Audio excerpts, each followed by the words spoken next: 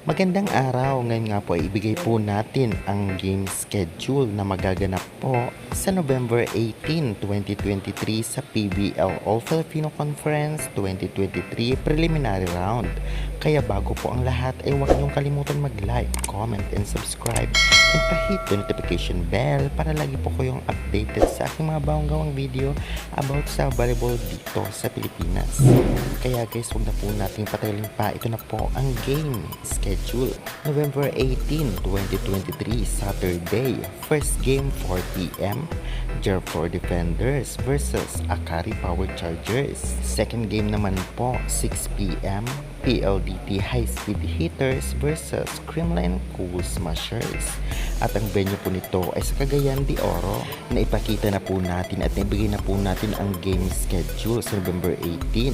Halatang halata na talaga namang umalis sila sa kanilang venue na malapit lamang sa Metro Manila at ngayon nga ay nandun na sa Cagayan de Oro. Ibig sabihin lamang nito ay marami talaga nag-aabang doon, lalong-lalo na gusto nilang makita ang kanilang mga iniidolo, lalong-lalo na sa Kremlin Cool Smashers, PLDT High Speed Hitters, Akari Power Chargers at Jerfor Defender fans. Tiyak na mapupuno rin ang venue ng mga tao dahil nga bihira lamang makapunta sa kanila o magkaroon ng talagang national game or professional game like PBL. Para sa iba ay talagang maganda kapag nagta-travel or nagbibisita ang Premier Volleyball League o talagang Pro League sa iba't ibang lugar sa ating bansa upang mas makilala ang volleyball. At hindi lamang yan, alam naman natin na napakaraming din fans ng volleyball sa ating bansa at hindi lamang ito na ipapakita dahil mga karamihan ay nasa probinsya.